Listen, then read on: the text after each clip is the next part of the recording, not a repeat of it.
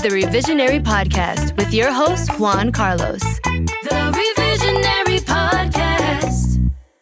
Hello, and welcome to another episode of the Revisionary Podcast. And as always, I'm your host, Juan Carlos. First and foremost, I want to say thank you to all of you revisionaries who tune in and week out. I really appreciate you guys, and I could not do this without you guys. I mean, one can say that you guys are the best around, and nothing's ever going to keep you down.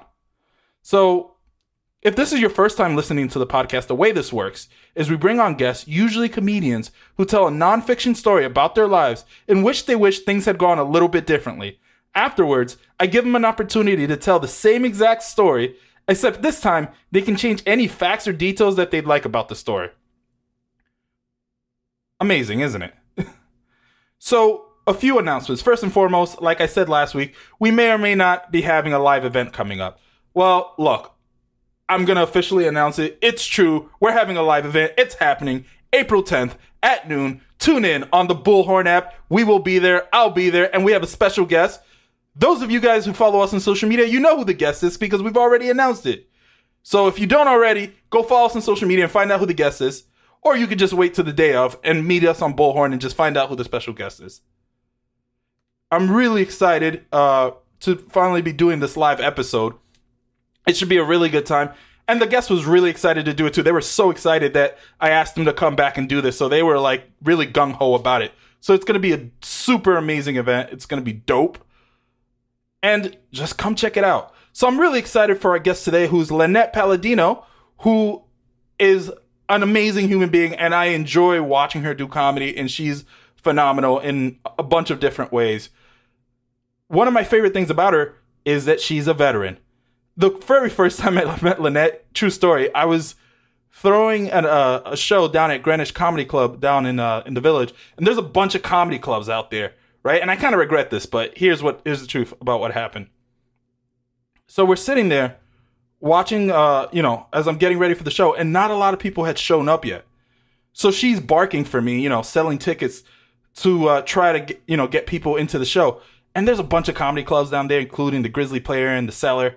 And I was kind of like feeling a little nervous. So I remember watching her stand in front of the club trying to sell tickets. And I came in probably a little hotter than I meant to, because I was a little flustered. And I was like, excuse me, could you go to the corner and sell those tickets? But, her being the salt of the earth person that she is, she was like, yep, cool, no problem. And just got up and went and did it and sold a bunch of tickets. And she was awesome. And I'm really glad that she never held that against me because I'm normally pretty nice. But, it was not the best version of me. A few months later, we ran into each other at the Lantern and we kind of hit it off. And, it's been copacetic ever since. So I'm really glad that she's coming on. I'm really excited to do this. The last time I got to see her was a few weeks ago. She got to perform on this HBO Latino event, which was pretty amazing because I actually got to join the virtual audience. She, put me on her guest list, which was just amazing to be able to experience firsthand, and see it. And hopefully I hope to apply someday. So I'm glad that she let me watch her do it. And, I got to learn from her and she was great on it. So, I'm very grateful for her. But let me stop gushing about her. And without further ado, let me see if I can get Linette Paladino on the line. Hello, Linette. How are you? Hi. How are you? Good to see you. Yeah, I know. I haven't seen you in forever. I'm really excited for this conversation. No, this is this is going to be quite the trip down memory lane for me. I feel like ever since the pandemic, this is now how I hang out with my friends. I'm like, oh, let's get on a Zoom call, and then we go from there. Oh, I know. I'm quarantined with my husband and my 2-year-old. I don't know how familiar you are with 2-year-olds. That's like Dante's ninth circle of hell, okay? This is not, I don't want to be quarantined with my family. If you had said to me 5 years ago that you're going to be quarantined with your husband and your 2-year-old from 6 months to forever, or you could die alone, I'd be like, I choose death. I can't say that I blame you. So besides spending time with your family and your kid and your husband and your child, what else have you been doing? So, trying to make comedy, keep comedy alive in New York City. I was helping to run some outdoor shows in Astoria, but then Lord Cuomo decided that we cannot have gatherings of more than 10 people. And since our shows were in my friend's backyard and a private residence, it didn't seem worth the fine anymore. And a couple neighbors had already like poked their heads in and been like, hey guys, keep it down. So we didn't want to risk it. So that disappeared, but I'm very busy with the Army. I took company command in September, so that's keeping me. Yeah, it's crazy. I don't need to. I'm promotable. I've been selected for major. I just need to finish school. So like the fact that I'm doing company command is kind of unnecessary. Sure. But everyone will always tell you that it's the best time in the Army as an officer. And so I'm like, cool, great. I want to do that. I don't know what those people were smoking. It is 100% not the best time. It's so much admin and paperwork and babysitting. Like, hey, how come you didn't get your flu shot? Like, people would be shocked to find out what the requirements are to be a satisfactory soldier in the military. Like, yeah, it actually includes going to the dentist and getting an annual physical and getting a flu shot. Like, those are things that I have to mom people about. I have a friend who's in the military. He's in the dentist. I'm going to give him a quick shout out because I know he's a fan of the podcast. You know who you are. He tells me all the time, the things that I see, like the amount of adults that don't know how to take care of their teeth is incredible. And it just goes along with what you're saying. Their teeth, they're themselves like. Welcome to the military. Yeah, thanks. So, really quickly, could you tell everyone how you got started in comedy? Like, how did you end up here? Yeah, that's great because it kind of ties in with my story. Oh, perfect. So I probably said that too enthusiastically for what I'm about to say. I got into comedy because my dad died. So my dad passed away. I am a third generation only child. So I'm an only child. My dad was an only child. My dad's mom was an only child. Not a lot of family. I grew up with just my dad and my grandma. My grandma lived 2 blocks from us. I actually ultimately bought her house from my dad. He did not give me a good deal. Unfortunately. And yeah, it's wild. And then like maybe a year after, I guess a year and a half after my grandma died, my dad was diagnosed with stage 4 melanoma. And so from diagnosis to death, it was 9 months. And it was kind of an all-consuming illness. I was his primary caregiver. And so after his illness, I just wanted to do something fun and get back to, I don't know, being creative. So I took one stand-up comedy class and I literally never looked back. That was really the beginning of the end. And so other than the year that I was deployed to Iraq, I have always pursued comedy very aggressively. So let me back up here. For those of you listening, and I'm not saying this because she's here with me, because you guys have heard me do a bunch of these. Linette's one of my favorite people to watch perform. And the reason why I enjoy watching her perform is because she has this like very like dry kind of dark sense of humor. And like, you know what I mean? And like you're like your delivery, like your stage presence is just so on point every single time. The some of that come from like the place where you started comedy? You know, it doesn't. I actually, I feel like it comes from my dad the most. And that sounds so corny to say, but my dad and I had very opposite personalities. Sure. The vision I have of myself is as one of like kind of goofy, very bubbly. I try to be positive, especially with my soldiers. Like I make terrible jokes with them. Like none of them know I'm a stand-up comic, but if they did, they'd be like, this, she's not funny. Like, how is that possible? Right. But my dad had a very sarcastic sense of humor, and he was a masterful storyteller. I did not inherit that skill or trait at all from him. But he had a kind of like no bullshit approach to to not only raising me, but like just in life interactions. The only time I ever saw him be kind of deferential in any way was with his own boss. I think there's some moments where I feel like I'm having a really good set, and I feel like I'm channeling my dad's personality really well. I'm like, this is it. It doesn't always work, and it's funny that you should say like I'm dry and because I'm sharp. Like I will say things where people go, "Did she just say that?" Yep. Yeah, and it can be very jarring to people. So it's almost like a split personality. Like the person I am on stage versus the person I am off. I don't see those two as one and the same, which scares me because there's a famous Seinfeld quote that says, the closer you get to yourself, your true self on stage, the funnier you will be. And I was like, oh no. One of these things has to change, and I feel like it's going to be my offstage personality. Right. And so in like 2 years, I'm just going to be a young version of my very crotchety father, like yelling at people. Like my dad totally lost that. Like Bill Burr talks about it, like the filter where he's like, whatever, just say it. Who cares? See what happens. Like, like no, don't say what you want to say. You're gonna get punched in the face. Okay, so why don't we just use that as a perfect segue? Linette, the stage is yours. Yeah. Go ahead and tell us your story. I felt like that was a long way of getting to the point. I'm saying like I got into comedy because my dad died and I wanted to feel better.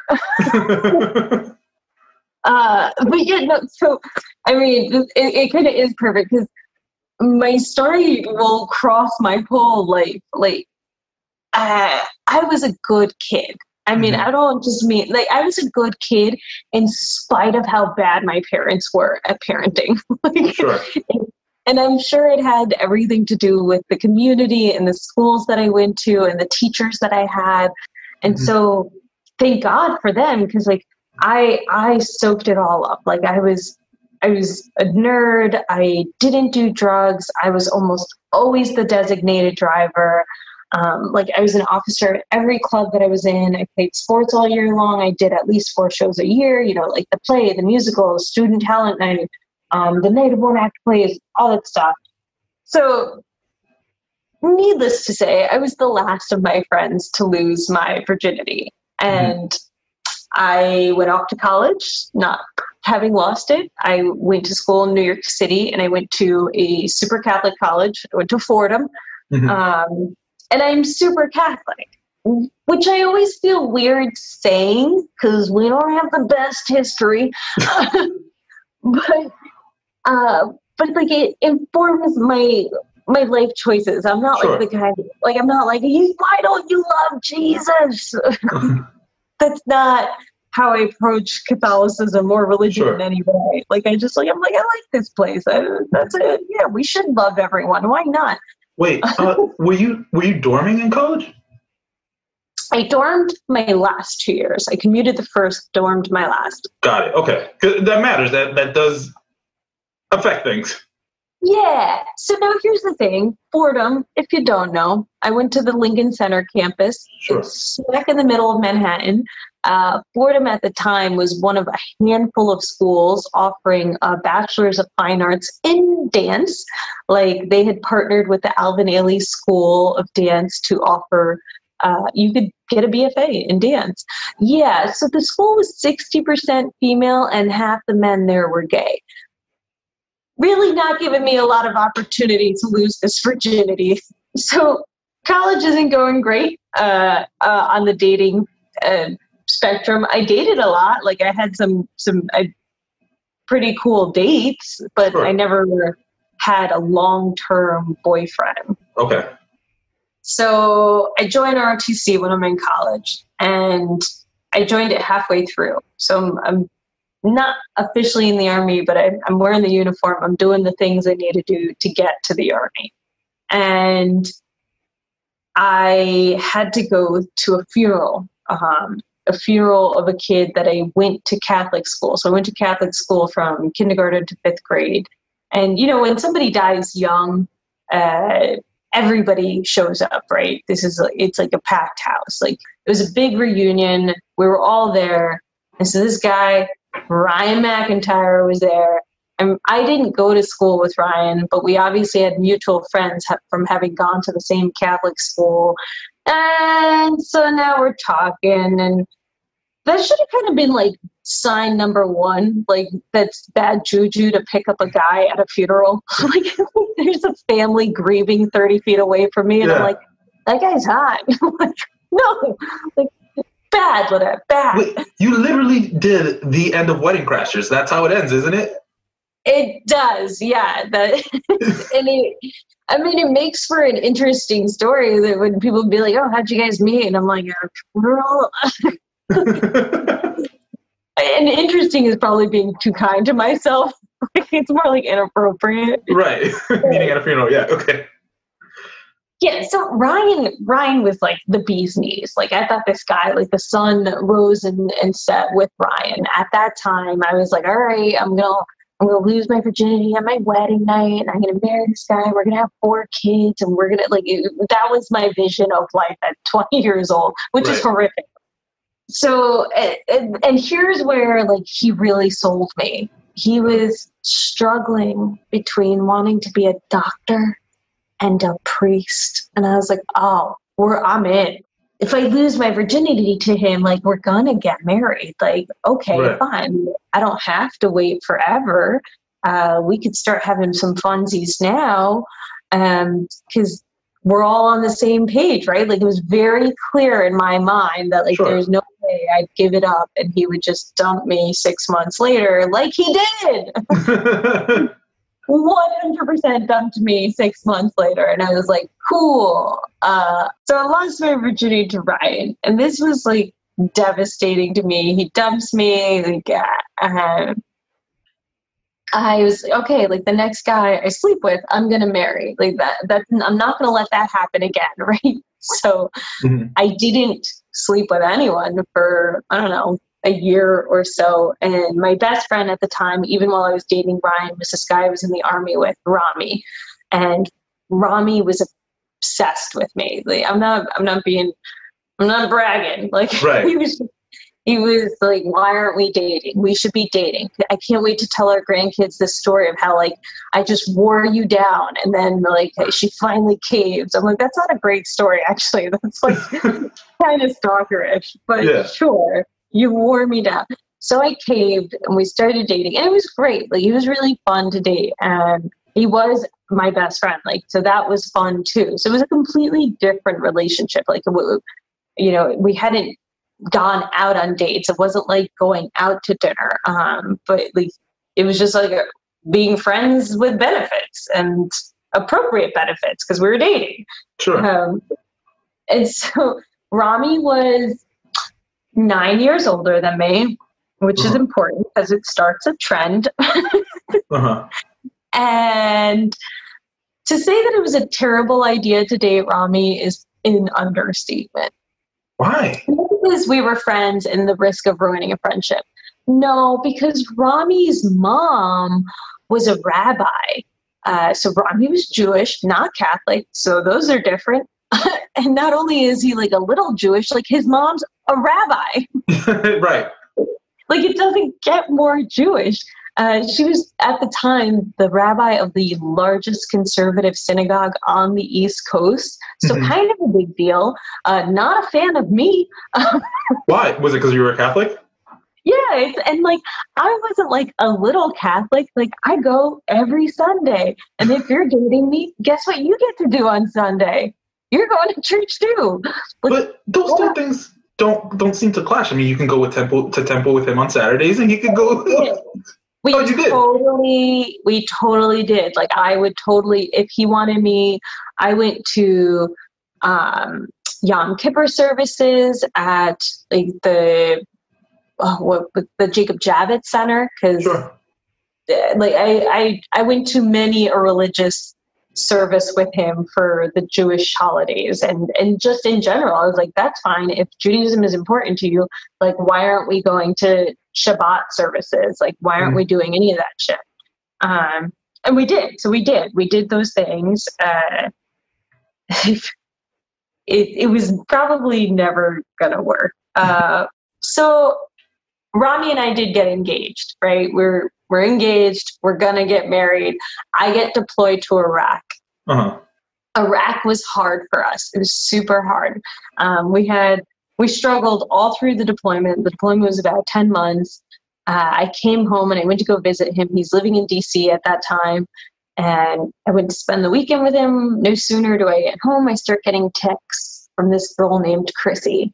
Mm-hmm. Chrissy was like, "Hey, Linette, like, I saw Rami ignored your call while we were at the movies. I just want to know, like, are you guys getting back together, thinking about getting it back together? Maybe you're already back together." And I was like, "Oh, wow, we should talk." Yeah. Like, we should talk. So now Rami and Chrissy know each other because one night in college, Chrissy was friends with Ryan, and Rami being my friend, we all, like a big group of us, including the four of them, went out one night. And I knew that Rami and Chrissy had dated, but I didn't know that like 3 years later, they were still talking to each other. And I certainly didn't know that the entire time I was deployed, they were living together. What? Yes. No. Yeah. So she, like, we spent every night for a week on the phone together. She knew everything about me. Like, she knew what I had gotten for Christmas that year from Rami. And she knew because she would find like the receipts from Tiffany and she'd be like, "What did you buy at Tiffany?" And he would play it off. And he was crazy with her. Like, he did stuff to her that if he had tried that stuff with me, I would have stabbed him in the neck. Like, he locked her in the bathroom once for like 2 hours and wouldn't let her out. What? He would intentionally like hide her purse and her keys so she couldn't leave the place. It was all this really weird stuff. Like, when we were comparing notes, when basically when there were periods of friction with me and him, were times when I guess things were going really well with them, and vice versa. Right. Like, it was so bad. So that's the crazy part about that, is that I spent every night on the phone with this girl for a week and then radio silent. So she got back together with him. I was like, who gets back together with somebody that cheated on them and locked them in a bathroom? Yeah. Like, no. So whatever, she can have him. I didn't care. Ultimately, they did not get married, by the way, I found out. So that was engagement number one. I got engaged 2 more times after that. The guys I dated only got older. So Rami was 9 years older. I then dated a guy in the Navy, a submariner, who was 13 years older than me. It wasn't an amicable breakup, but he broke up with me because I didn't want to move to Hawaii with him. I was like, I'm not moving to Hawaii. Like, you've got 4 years left in the Navy. Like, go do your Hawaii tour. I'll come visit when you're there, and then you'll come move to New Jersey, and we'll start our life and family together. Right. And you're like, no, I need you in Hawaii. And I was like, all right, well, I don't know what to tell you. And then he dumped me. I completely understand not wanting to go to Hawaii. It's far. It's super far. I mean, at that point in my life, people are like, who doesn't want to go to paradise? I'm like, I was 26 years old. I had spent all of my early 20s back-to-back deployments. Like, I spent my 23rd birthday away from Army training. My 24th birthday was in Iraq. My 25th birthday was in Kosovo. I hadn't been home for the better part of almost 4 years. Like, I wanted to start my civilian career. I wanted to, like, spend time with my friends, my family. Like, I'd been gone. I'm like, I'm not moving to Hawaii. And yeah, I get that. he couldn't deal. So he dumped me, I don't know. It was crazy. But then I almost a couple months later started dating who would become my husband. Now there's a fun story. Sure. I know where this is going because I've seen you do stand-up, so I'm excited. Yeah. So my third and final engagement, so I went from 9 years older to 13 years older to 20 years older, which is crazy because I've known my husband since I was 15 years old, because he may or may not have been my dad's boss. Yeah. And people go, what? Like, how'd your dad deal with it? I was like, oh, he died like a month later, so who cares? Oh my God. It was a little more than a month later, but he did die shortly after he found out. We had been dating almost like 9 months by the time my dad found out we were dating. And 9 months after that, my dad passed away. Ultimately, my husband and my dad reconciled. Like they didn't have time to break bread, but they did like at least spend time in each other's company for fleeting moments. Let me ask you this, because again, this part I knew because so just for those of you guys that are listening, this has been super interesting for me because again, I've watched Linette do stand-up for years now, and she has mentioned all of these things, but I never knew the background story to it. So one thing that now that you've brought this up, I do want to ask, but how did it start with with your current husband? Oh, how did we start dating? Yeah, because I know you joke. Well, I'm not going to tell you a joke, but I know you joke about it in your set. But how did it all? It's really funny. I wonder if I could ever find the set of it. At the time, so I came back from my second deployment, right? I had done those back-to-back deployments, and I thought I was hot shit. Like I was like, oh, like I'm a veteran. I have all of this operational experience. Like I've literally been to war and back, and I could not get a job when I came home. Sure. I struggled to find a job. I struggled to find a job that would pay me what the military had paid me, which is crazy because, as you know, the military doesn't always pay that much, and especially in the New York City area. And so I went and I got a job working retail for the holiday season. And my dad's boss, my husband, David, was like, well, I'll help you. Like, he helped me work on my resume. He would put in calls to friends, like where he thought I might have a job prospect. I went on a bunch of interviews because of him. And we would just get together a lot for drinks. And I kind of looked at it as like a mentor-mentee relationship. Sure. And I mean, I'd be full of shit if I didn't say like there was a mutual attraction there and definitely like mutual respect. He's smart and we have good conversations and we enjoy each other's company and I happen to find him physically attractive. You don't care. Right. You're not sleeping with him. Or I hope not, because I really don't think I could handle that again. I think it would also make our relationship very uncomfortable, but going on. Yeah. But he just one day kind of confessed that he had feelings for me. And I was like, yeah, well, I fucking figured, but I didn't ever expect any one of us to declare them openly. Like sure. I certainly wasn't going to make that move. Like I've known him since I was 15. I may or may not have babysat his kids for 1 or 2 summers. Like our families have known each other. So it was 100% not kosher with our families. So so that's, to answer your question, that's how that got started. Sure. So, and well, there's my story. Ryan McIntyre ruined me for all future men because he took my virginity, and I ran with the notion that it was like, I'm only going to sleep with guys I'm going to marry. And also one guy that I had sex with out of spite. All right. Wow. So first and foremost, bravo, phenomenal. I'm glad that I now this is great. You know what this is like? This is kind of like when you've been watching like a movie for years, and then they show you all the behind the scene takes, and you're like, oh yeah, cool. That's how they did that. That's what listening to this story has been like for me.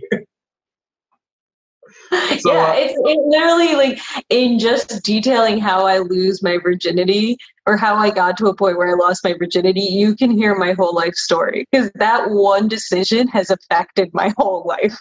Yeah, no, I can see that. So let's go ahead and jump into this. So very quickly, what about the story would you change? What would you do differently? I would not have sex with Ryan McIntyre. So if you didn't do that, how would your life have been different, do you think? I I think it would have been different in a lot of ways. I think I felt like a lot of pressure to continue on the track that I was on. He, at the time, had been very vocal about, he disagreed with my choice to be in the Army. We would get into some pretty heated conversations like, okay, well, I've already taken the oath to defend my country. So at this point, I'm not going to be like, I'm a conscientious objector. Like, no, like I've made the choice. And this is actually something that informs my choice to continue serving now. It's the Army is always going to find somebody to do your job. And that person may not share the same values or ethics or commitment to the U.S. mission that you have. And so my position is I would rather be the person filling that role, even if I have doubts about the ultimate intention or policy in that region, because I know that I'm going to work really hard. I'm going to support whoever our coalition partners are. And I'm going to do a good job. Like that's the thing that gives me peace of mind at the end of the day. Like I don't have to agree with everything we do. I just have to know that what I do is good and that I work hard and that American taxpayers are getting all of their money's worth out of me. So Ryan, because he dumped me, it kind of put me on this path of like, well, I'll show you. Right. And I was always going to be in the Army anyway, but like, it made things different. And then of course, because I was so Catholic and so hurt by losing my virginity to the wrong person, I was like, I'm never going to let that happen again. And then it happened 2 more times. Well, 3 more times. So you lost your virginity 3 more times. Yes. And then I finally found the one. So it was like, yeah, it's crazy. So do you think that if the whole thing at the funeral had not occurred, would you A, still have dated older men? And B, do you think you still end up married to your husband today?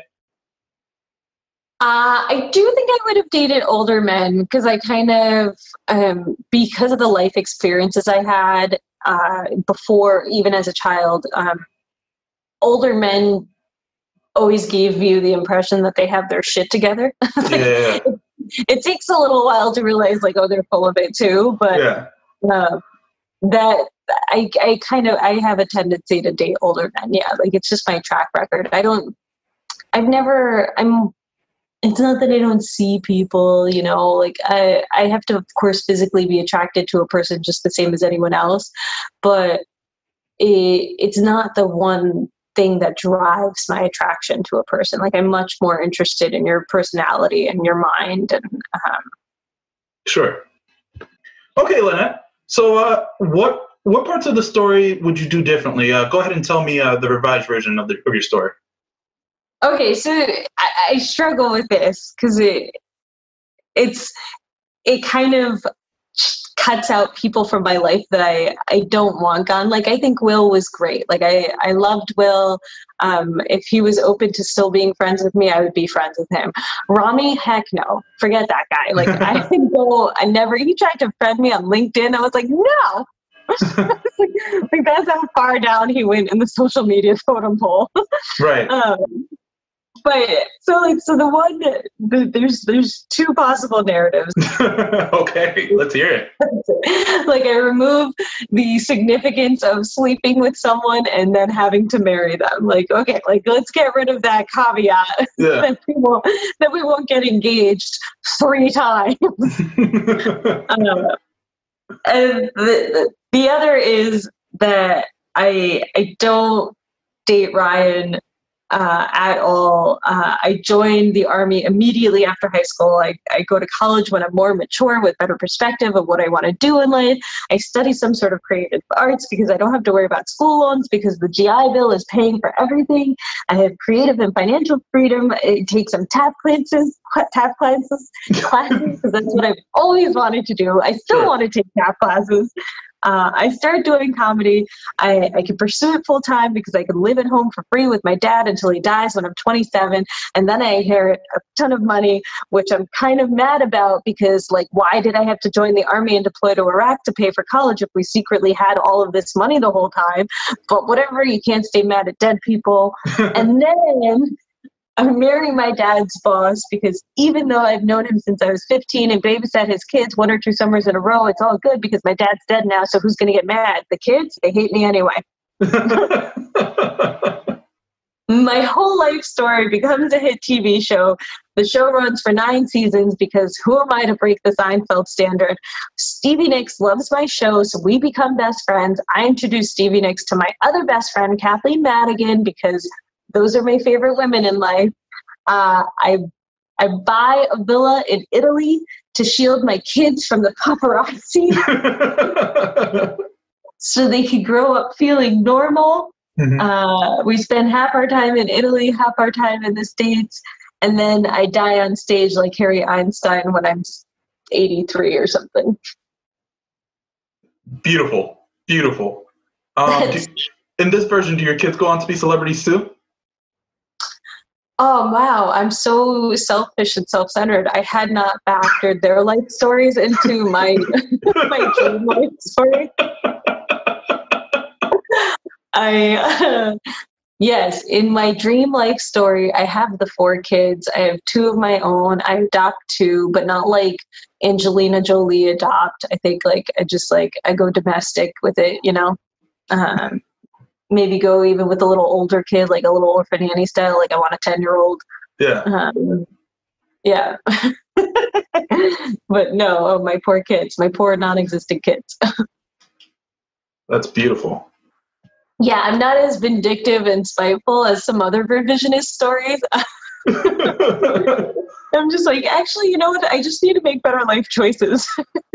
You know, I will say this. This is the one thing I will say about the way you revised the story. I respect that you could have easily just put the onus on other people, but you took responsibility and you were like, no, everything I'm going to change has to do with my choices and the things that I can control. And I think that's very mature of you. Yeah, well, it's called, you know how they say you have that quarter life crisis? Sure. I don't know what happens at the age that I'm at now that I'm not going to publicize. Don't, we're the same age. I don't know that. I'm finding myself very introspective these days, and I love being Catholic and I love my religion, but at the same time, I realize like what being a slave to your religion can force you to do. To say nothing of like what it does to really like diehard, crazy religious people. But just even in the way I've approached my own religion. And so you kind of have that very pessimistic, agnostic outlook of like, why would you let a religion like dictate every life decision you make kind of thing? And I'm like, well, okay, there's that, but there's some good stuff that could come out of it. But where I think I kind of went too hard, and this is where I struggle, because there's the side of you that's making excuses for yourself, and then there's the side of you that's like, no, that's a fair and appropriate perspective to have. Like, had I been like, because now where I'm at an age where I'm like, oh, I'm a little bit more curious about my sexuality and what would it have been like to date women, something I've never done. I mean, I've never even like gotten drunk and made out with women. Right. I find women beautiful, and I'm certainly attracted to many of them, but it's like, well, I guess I gotta wait till David dies. Oh my God. Yeah, like what? I don't know when I'm gonna get a chance to explore that. Yeah.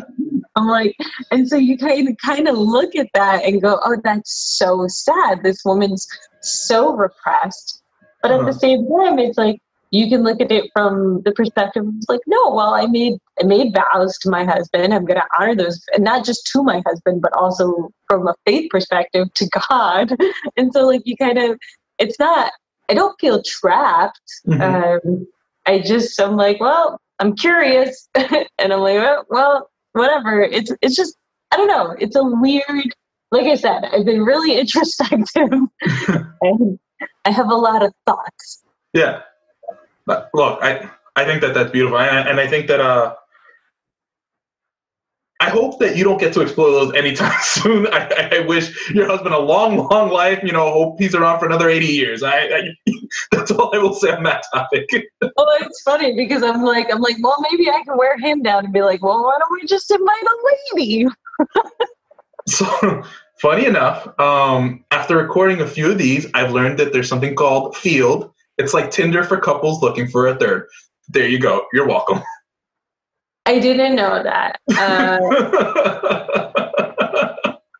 I don't know that he would be kosher with that. I feel like he would be like, there's a privacy issue there. I would probably be more like, hey, friend who's also bi-curious. How do you feel about 50-year-old white dudes? Half white, half Asian. So we're running out of time here. So just a few quick things before I let you go. The first is we have a tradition on this podcast where I ask guests if they could share a quick childhood story that's put a smile on their face or something that makes them happy when they think about from their childhood. Could you share I got nothing.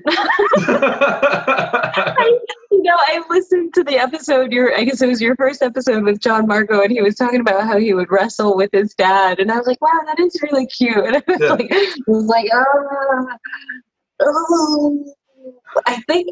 honestly, the parts of my childhood that were the best were I watched stand-up with my dad. For better or worse, we used to watch a lot of Bill Cosby specials together. Yeah. I guess the times not knowing how important they would be, the times that I was consuming comedy with my dad. My dad also he had no filters with me, so we watched a lot of like inappropriate things and shows and movies. But yeah, anything Robin Williams, anything Jim Carrey, those moments were fun as a kid. Yeah. Comedy as a child. See, that's good. That works. The second tradition we have is we like to pick a charity or an organization to highlight. By any chance, do you have a charity organization that you'd like to highlight for us? Oh, yeah, I do. People always ask me as a veteran, which ones would I donate to? Which ones do you recommend? I 100% do not recommend Wounded Warrior Project. Please, I'm sure they've done some great work, but they don't have the best track record. You can Google it. I'm not talking shit. Operation Mend, which is a foundation out of UCLA, they partner with plastic surgeons and other medical providers to provide free services to veterans where their disability rating from the VA, the Veterans Affairs Hospital, doesn't cover it. So I actually have a friend from high school. She was a year older than me. She was in Iraq as a Marine, and her vehicle got hit by an IED and ripped out a chunk of her thigh. Oh, wow. And because that kind of reconstructive surgery is considered cosmetic and not rehabilitative. I don't know what the word is. Yeah. The VA was not going to cover her, but for her she was very self-conscious about it. It was something that you could see if she was wearing leggings, and she certainly wouldn't have worn shorts. So she had that surgery, but Operation Men does a lot of great work, especially with burn victims and stuff like that. So that would be one. Perfect. And of course, I'll ask Linette for the link. And as always, I'll put it down in the description for you guys.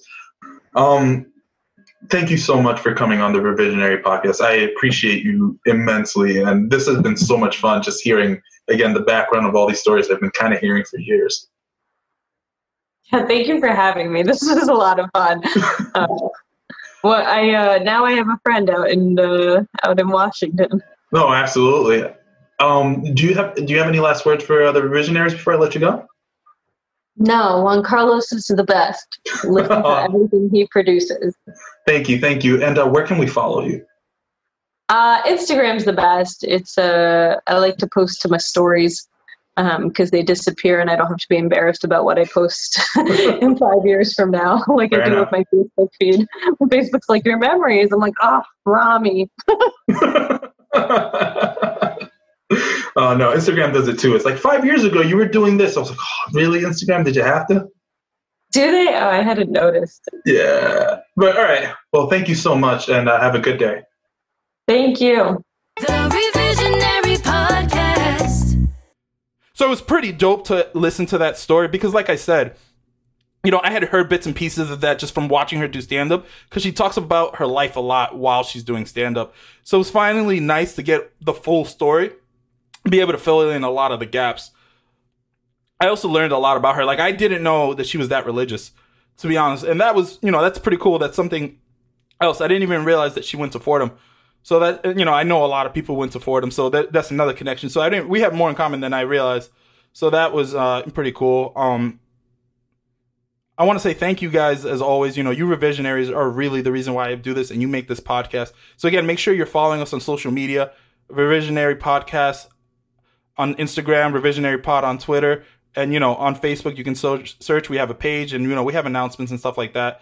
And I'm going to start creating videos and stuff like that. So be on the lookout for those. And as always, Revisionaries, thank you for listening. This is the Revision.